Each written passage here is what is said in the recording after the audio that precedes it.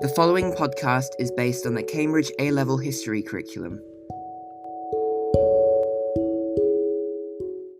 Greetings, podcast listeners, and welcome to the first episode of my A-Level series on Hitler's Germany from 1929 to 1941. When America sneezes, Europe catches a cold. Originally, at the time of Napoleon, this quote was, "When Paris sneezes, Europe catches a cold," but in the 20th century, this is used to reflect on the dominating and massively influential role of America in terms of the global economy. This quote is particularly accurate when looking at the Great Depression of 1929. As we all know, it was caused by the Wall Street crash. Countries that were hit hardest by this were Great Britain, France, and Germany especially. The Great Depression is one of the reasons why Hitler rose to power in Germany, as his party was able to present solutions to the economic problems which the Great Depression had caused. However, we are going to begin with a quick background by looking at the German presidents and chancellors from 1928 onwards. General Field Marshal Paul von Hindenburg held the position as president from the 12th of May 1925 to the 2nd of August 1934. There are 5 important chancellors it would be good for you to remember. Hermann Müller of the Social Democratic Party of Germany served from June 28, 1928 to the 27th of March 1930. Heinrich Brüning of the Centre Party served from the 27th of March 1930 to the 30th of May 1932. Franz von Papen, who was non-party, served as Chancellor from the 1st of June 1932 to the 17th of November 1932. Kurt von Schleicher, who was also non-party, held the position from the 3rd of December 1932 to the 28th of January 1933. Finally, Adolf Hitler of the National Socialist German Workers' Party, or Nazi Party, served as Chancellor from the 30th of January 1933 to the 30th of April 1945. In 1934, upon the death of Hindenburg, he combined the presidency and chancellorship to form the Führer of Germany. Now let's look into the Great Depression of 1929.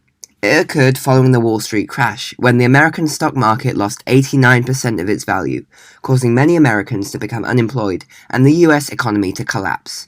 It resulted in the US loans to Germany, which were provided under the Dawes Plan, being recalled. This caused the fragile Weimar economy to collapse as it relied heavily on these US loans. By 1933, the Weimar Republic's unemployment rate had risen to just over 30%, resulting in the rise of extremist parties who presented solutions to helping the German economy recover. As the coalition government of the Weimar Republic was unable to decide on how to solve the economic issues, President Hindenburg increasingly used Article 48, declaring it times of emergency, allowing him to frequently make new laws and decisions by himself, making the supposed democracy of the Weimar Republic look weak and ineffective. The Great Depression significantly contributed to the decline of the Weimar government. After 1929, the government's main aim was to reduce expenditure in order to cope with the reduced tax revenue caused by declining economic activity.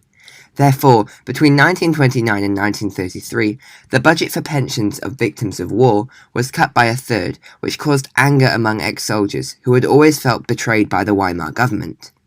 Many German industries began to decline, and Germany was unable to afford to import the number of raw materials and food it required, as the government found it difficult to borrow money from potential German investors who had lost savings in 1929, and the foreign governments who might set unacceptable terms.